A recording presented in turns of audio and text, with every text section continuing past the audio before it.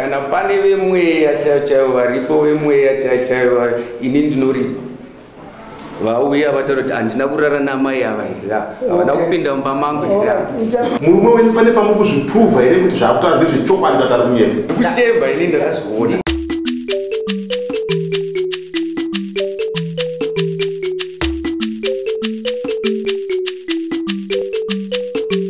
Hasha TV Nyaya sezvadziri.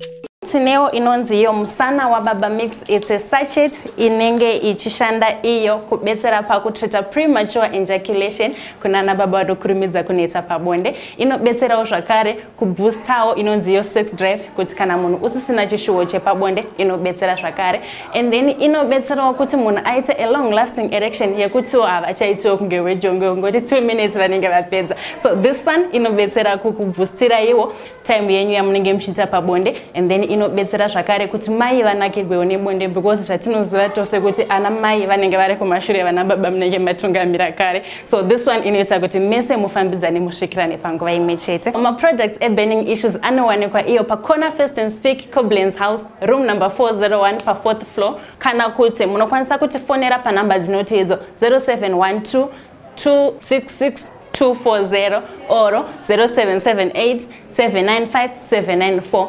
And kana muri kunzvimbo dzamuri dzakasiyana siyana musatya kuti tsvaga, tinowe ma-agents edu anowanikwawo kunzvimbo dzakawanda dzinova idzo about 62 towns dzinenge dzine ma-products edu iwayo. So tinenge tichikwanisa kungokupa iwo ma-numbers evanhu vanenge vari ikoko, and then mokwanisa kubetserekana. Kuti isusu anditika baba mati mimi inini ndakarara nemunhu ndinoziva chimiro chinenge chiri pane munhu, anditika makadescribe kuti munhu chimiro chakaita pakatumwa mukadzi weimimi wamatoti mukadzi wanongaita mukadzi wenyu adzoka akataura kuti haana chaona pane zvinhu zvese zvakamakataura zvamataura imimi hapana.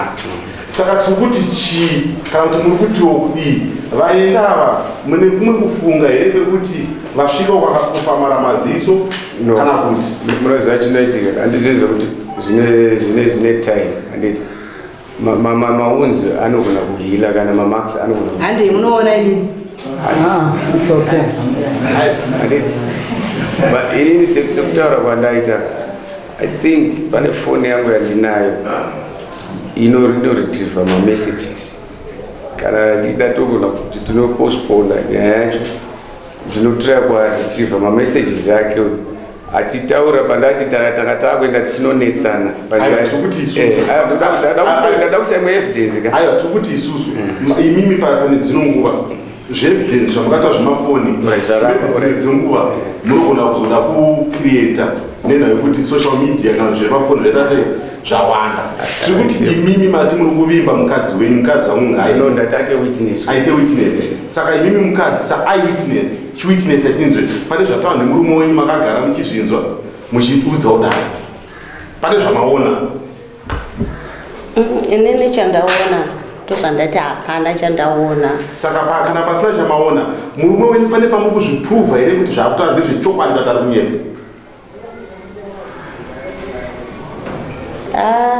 Inini ipapo kuti nditi ndezvechokwadi kana kuti nditi ndezvekunyepa handizivi, because kana vanga vagara vari ma-rivals from the word go vaizopanana manhamba pakudi. Manhamba ini ndoona kuti maikundipe namba ini tiri panapa munotondipa pamunini anditika tichizotaura maybe zvepanopadare vati ma-others zvinozoitika kusingazikani, asi tikutaura kuti pane zvinhu zvamanhamba dzinongwanika but kuti murume pane zvataura hapana kana chimwe chetu chamai nacho. Ivo ngavanyatsotaura paexit pavari kutaura kuti pamwe panenge paine scar, because zamu rangoburitswa richiburitswa pamberi apa. Saka ivo ngavanyatsotaura pavari kuti endai munotarisa pakati. Inini ndichidzoka pastatement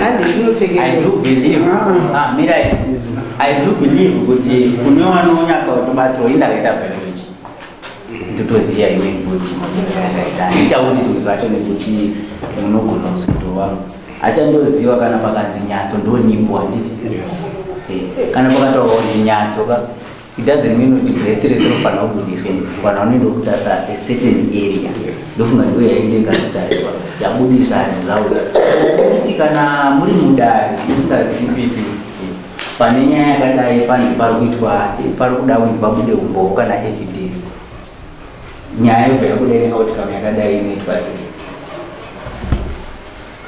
Kazhinji kacho tinoti isusu imimi avataura vakazvitsigira kana vataura vane chokwadi kuti izvi zviripo. Ndinofunga kuti vataura zvinhu zviviri zviri panama yavanditira. Pane zvinhu zviviri zvese hapana kana chimwe chete chadzoka bheki. Saka ini ndinofunga kuti unotariswa vanira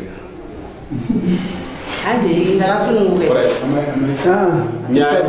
Let's not waste the court's time. Ngataure nguva yakareba but kuti imimi pane zvamataura hapana chokwadi chava hapana ndikubvumira nazo asi ndikutaura kuti nini mascars anohila handiti with time zvoona kudzimika unoona kukwara zvozodzimika but time yacho ndaifambidzana nayo akari handiti ndozvandazotaura nini kuti kana pane vemweya chaivo varipo vemweya chaivo ini ndinoripa vauya vataura kuti handina kurara namai ava hira havana kupinda mumba mangu hira. Interception assessors nguva ndinoona chikumbiro chandatonacho ka takatarisa nyaya yemacircumstances pachivanhu chaicho ka tatoita zvinhu zvekuti even kana kumajestic court kutoti buda izvi zvimunotarisa mascars arotaurwa hawanyanyi kuita izvo titone maprocedure asi kunokuta tongoshamisa vanhu kuti vanhu vaende vanotarisa nekuti ava ndaita brief kabackground ndikabvunza kuti saka imi munoziva sei tikambobvunzana zvatabvunzana makasangana kupi zvikadii mukatoti inini ndinoziva Nyatso ndikati but inini Nyatso makataura kuti ndeye pakati handitika mataura Nyatso ndeye pakati mukataiwa asi ndoziva kuti pakati pemazamu acho ati topane Nyatso1 apo bvataenda Nyatso yacho bva yashayikwa saka inini ndakuti on behalf of the court isikadii kuti waste time yakarebesa not evidence yacho yati yashayikwa still ndiri paevidence. I'm sorry,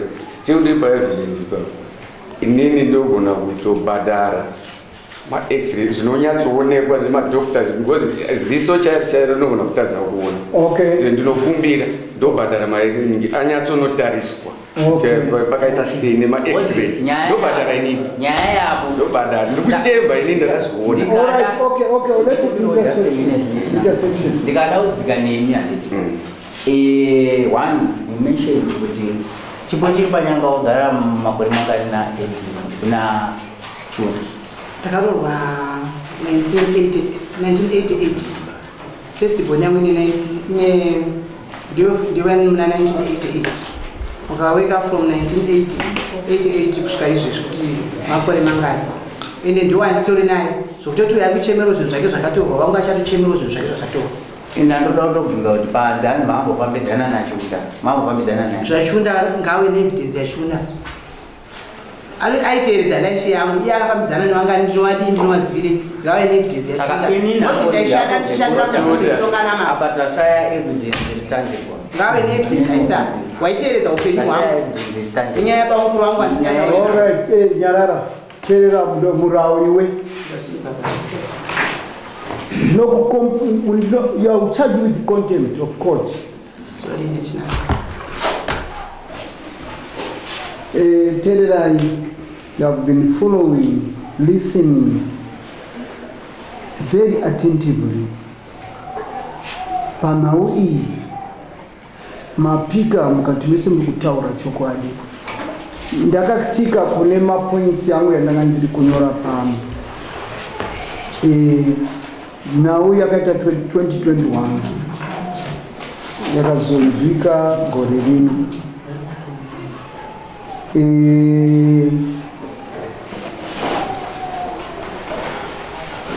Evidence yabuda apa one yaenda kunodzoka paripo payataura kuti panga pane political interests, political conflicts. Nepabvunzwa kuti mazamu yakarumwa Nyatso yacho ndeyapi, tasumutsa vanamai including the wife of Mukome kuti vaende vanopfekenura munhu vaone kuzadzikisa ndona vadzoka vachiti aiwa havana kuona. Then ndichidzoka papoint imwe last time pastatement yakapiwa ichinzi Chiunda muzukuru. Today ndiri kunzwa kuti aiwa akazonzwisisa kuti Chiunda munin'ina. That vibrating evidence cannot be relied on. Inoqualifyisa kuti pane chokwadi pane manyepo. Ndamisa uku ndouya kune mumang'ari ari kuti akanzwa murume wake achitaura. Murume wake ariye futi shamwari ya defendant ane ma interest mukati menhau iyi at this time. Saka zvinoreva kuti information dziri kutaurwa it qualifies to be partial political fights. Saka political fights andidi mudare rangu to discuss about politics. Anditonge Nhau ZANU PF or Now the whatever party which might be there. I am apolitical. Now dzakafa na idzodzi dzine chokuita ne politics. Ndinoona munoziva makwara yacho. You both belong to your mother bodies. Kana pane ma complaints yazokonzera kuti zvisvike pakudai zvinorwadza. There are so many loopholes in evidence being supplied. Because 2021 Linda ataura ega achiti akazonzwa murume wake akumutaurira. Iye pachake haana kuenda kunobata murume wake akarara na chiri panyanga. Pane kesi yambobuda muno yemumwe yambotaurwa yakaenda kunovhura do achibva aona vanhu vakarara. That is tangible evidence. Tangible evidence. Inoonekwa. Zvinapa ndashaya tangible evidence which qualifies me to discharge or dismiss this case. And inakuivara, the onus is on you either to appeal or not to appeal. If you feel that my judgment, my decision is not appropriate,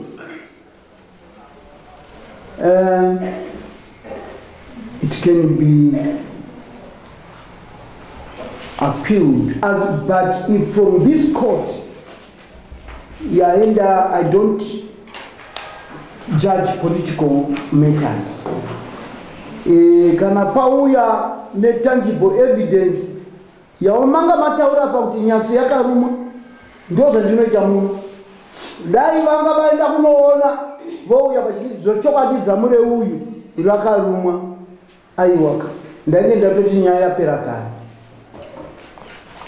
But apa umbo wacho pamberi pedare riri muno ndapamukana wekuti muende munozviratidza. Andina kuona Nyatso yacho yakaruma kune vanhu vandatuma kuti vanondionera, ndio vandinotuma kune zvitiko zvese. Saka this case is discharged. I'm sorry, National. Ndisingazive zvandanga ndakumbira tinogona kuita zviri zvechirungu ini ndobhadhara makosi acho ononyatsotorwa x-ray because maziso anokangazi onyatsotorwa ndobhadhara neimwe yandataura kuti kana pane vane zvemweya vanoona ndinobhadhara kana mupedza mune mataura akataura kuti handina kurara nemukadzi ya ipapo ndichikupindurawo mwanangu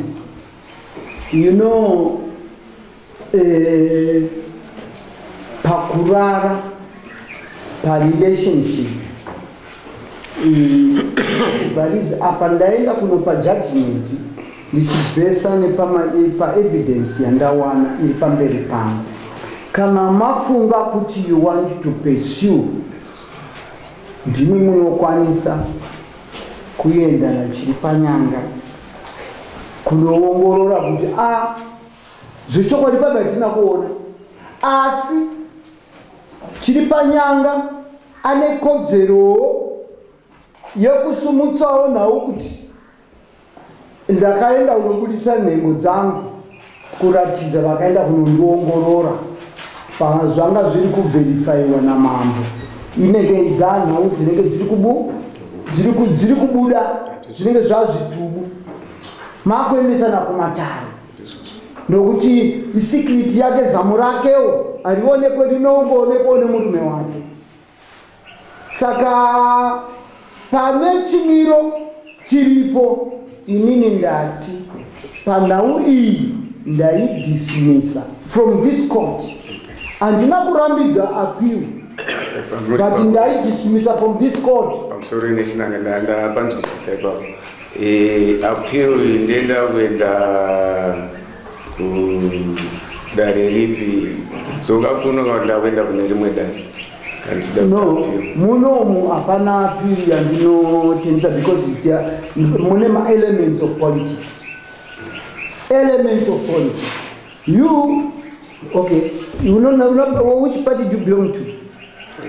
It was Triple C. Let's try to be practical. Which party do you belong to? Which party do you belong to? I used to be Triple C, but it's now disbanded. It's under Chabang, but I follow Chamisa. Good, you follow Chamisa. That is a political party, which is different, isn't it? Then, which party do you belong to? And did you see that there are two sides here?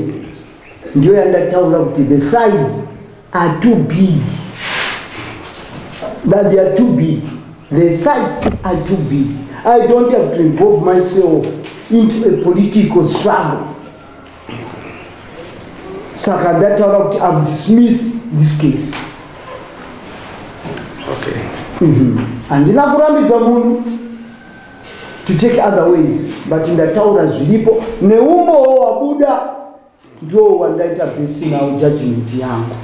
No funga dio Nhau yako chilipanyanga kuleva kuti andina wanda pamosa because andimuna kumuona as imimi baridzi babiri ndangoona chitiku munogona kusuwana uyo achiti wadonera zamurangu iwe uchitiwo zvadai uyo achiti zvadai but my sister Linda ari pakati pakuti atsvage chokwadi saka chokwadi wanga utovimbawo newe kuti ukwenda kunoona zamura kanuni asi wadzoka warishaya kureva kuti murume wako dzimwe nguva anonyepa kusumuka izviri mwiri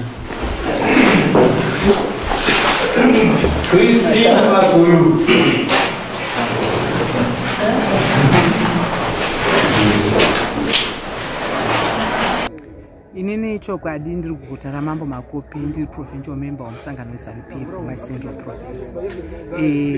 Ndafara nekuwa nyaya yangu kuti yabuda isina umbo nekuti murume uyu akada kundirwisa nguva dzemaelection by-election yaive kuward 2 akandinga aida kundipfura. So aida kundipfura pakapera nyaya akazotaura kukoti kuti hapana nyaya tiri kurwisana kuti ava ndeve Triple C ini ndiri weZANU-PF ava ndeve ZANU-PF ini ndiri weTriple C.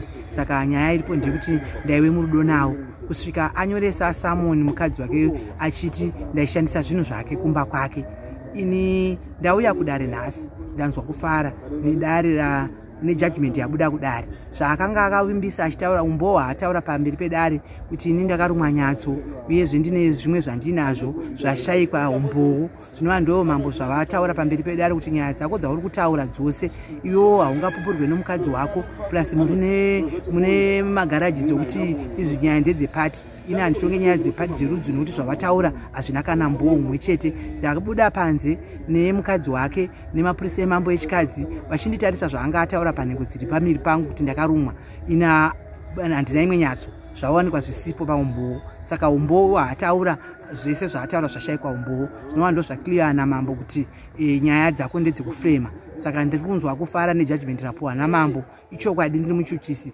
asi ndanga ndichirwadziwa nekusvibisirwa musangano wangu pamwe chete nemunhu weTCC ane unhu hwake hwaanawo marekodzi ake anawo. Nyaya nderepawa rekuwadzi raanoti ini ndofanirwa kunyangadika ndiri kumutarisa kuti ave mutungamiri weTCC. Saka ndiri kunzwa kutenda nekufara pamberi pedare ratongwa jekerere kwete zveprivate vanhu vese varimo. Ndoda kutenda mambo nejudgment ravapa nokuti panga pasina umboo. Shoko ramunharo ndanzwa muchitsanangura muchiti muri mutungamiri zvekare kumusangano weZANU-PF inova the ruling party. Pangaveri pane mashoko kuvana maererano nekusvibiswa kwezita renyu hamungange munawo mairi matatu? Inini zvandinakira kuti mimi manga muripo judgment richipiwa. Pane vamwe utungamiriri hwangu vanga vakutotaura mashoko asiriwo ekuti ini ndaiwe neinformation handaikwanisa kuendesa kumunhu weTCC endi yeti ini ndanchitorwadziwa kuti TCC inoda kutiparadza. Saka izvezvi pazvasvika nemi muchindibvunza zvamuri kundibvunza ndanzwa kufara nokuti nyaya yakliwa mudare pamberi pedare.